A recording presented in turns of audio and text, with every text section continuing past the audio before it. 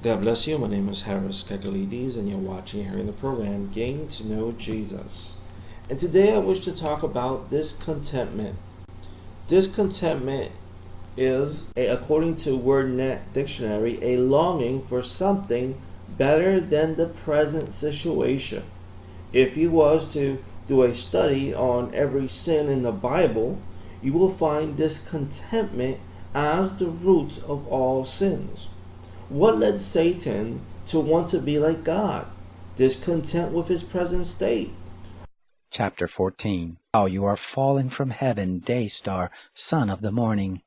How you are cut down to the ground, who laid low the nations. You said in your heart, I will ascend into heaven. I will exalt my throne above the stars of God, and I will sit on the mountain of congregation in the uttermost parts of the north. I will ascend above the heights of the clouds. I will make myself like the Most High. Yet you shall be brought down to Sheol, to the uttermost parts of the pit. What caused Adam and Eve to eat of the fruit of the knowledge of good and evil?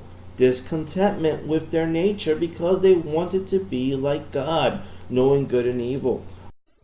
The serpent said to the woman, You won't surely die, for God knows that in the day you eat it, your eyes will be opened, and you will be like God, knowing good and evil. When the woman saw that the tree was good for food, and that it was a delight to the eyes, and that the tree was to be desired to make one wise, she took of the fruit of it and ate.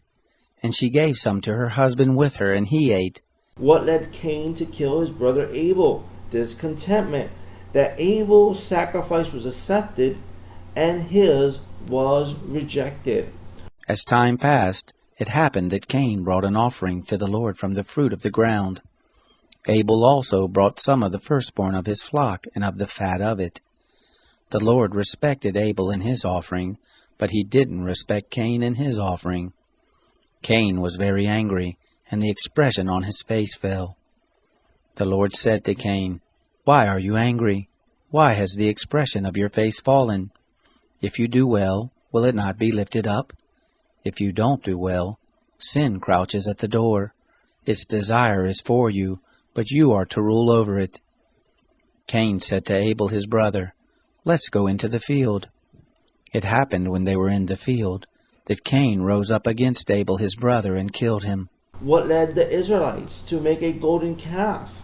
Discontentment again, that Moses was taking too long on the holy mountain. Chapter 32. When the people saw that Moses delayed to come down from the mountain, the people gathered themselves together to Aaron and said to him, Come, make us gods which shall go before us. As for this Moses, the man who brought us up out of the land of Egypt, we don't know what has become of him. Aaron said to them, Take off the golden rings which are in the ears of your wives, of your sons, and of your daughters, and bring them to me. All the people took off the golden rings which were in their ears and brought them to Aaron.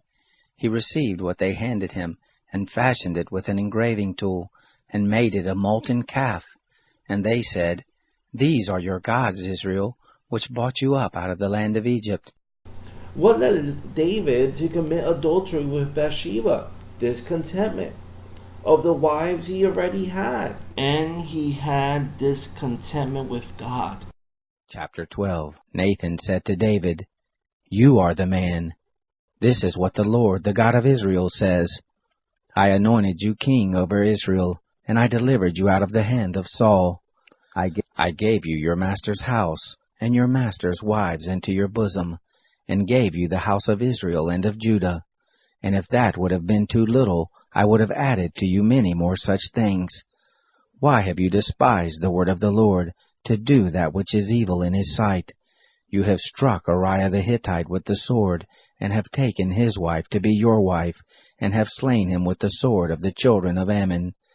Now therefore the sword will never depart from your house, because you have despised me, and have taken the wife of Uriah the Hittite to be your wife. What led Judas to betray his master for 30 pieces of silver? Discontentment with his master, calling what Mary did in pouring fragrant oil on his master worse than giving it to the poor. Then, 6 days before the Passover, Jesus came to Bethany, where Lazarus was, who had been dead, whom he raised from the dead. So they made him a supper there. Martha served, but Lazarus was one of those who sat at the table with him. Mary therefore took a pound of ointment of pure nard, very precious, and anointed the feet of Jesus, and wiped his feet with her hair. The house was filled with the fragrance of the ointment. Then Judas Iscariot, Simon's son, one of his disciples who would betray him, said, "Why wasn't this ointment sold for 300 denarii and given to the poor?" A woman came to him having an alabaster jar of very expensive ointment, and she poured it on his head as he sat at the table. But when his disciples saw this, they were indignant, saying, "Why this waste? For this ointment might have been sold for much and given to the poor." But Jesus, knowing this, said to them, "Why do you trouble the woman? Because she has done a good work for me? For you always have the poor with you, but you don't always have me. For in pouring this ointment on my body, she did it to prepare me for burial. Most assuredly I tell you, wherever this gospel is preached in the whole world, what this woman has done will also be spoken of as a memorial of her." Then one of the 12, who was called Judas Iscariot, went to the chief priest and said, "What are you willing to give me that I should deliver him to you?" What led Israel to murmur against God and Moses? It was discontentment. Discontentment about the food they was eating. Discontentment about many other things as well. Chapter 11. The people were as murmurers, speaking evil in the ears of the Lord. And when the Lord heard it, his anger was kindled, and the fire of the Lord burned among them, and devoured in the uttermost part of the camp. The people cried to Moses, and Moses prayed to the Lord, and the fire abated. The name of that place was called Taberah, because the fire of the Lord burned among them. The mixed multitude that was among them lusted exceedingly, and the children of Israel also wept again, and said, "Who shall give us flesh to eat? We remember the fish which we ate in Egypt for nothing, the cucumbers and the melons, and the leeks and the onions and the garlic. But now our soul is dried away. There is nothing at all save this manna to look on." What leads to false doctrine? False teachers? Well, discontentment with the truth. Look at Muhammad. He has a heaven that people can have sex. Well, according to the Bible, there's no sex in heaven. But yet, according to these false religions like Mormonism, Islam, there's sex in heaven. So you see, discontentment leads to false religion as well. 2 Timothy 4. For the time will come when they will not listen to the sound doctrine, but having itching ears will heap up for themselves teachers after their own lusts, and will turn away their ears from the truth, and turn aside to fables. Discontentment has led many to divorce. Discontentment has led to adultery. Discontentment has led men and women not to be content with their wives and husbands. Discontentment has led to rape, has led to murder. Discontentment has led many to porn addiction. Discontentment has led to the sin of glutton. Discontentment has led to robbery. Discontentment has led to envy. Name a sin and check out the root. And don't be surprised if you see discontentment as a king sitting on his throne. Solomon stated in Ecclesiastes 1 verse 8, "All things are full of labor. Man cannot express it. The eye is not satisfied with seeing, nor the ear filled with hearing." The more we have, the more we want. Contentment is the only way to defeat discontentment. And there is only one way to really get contentment.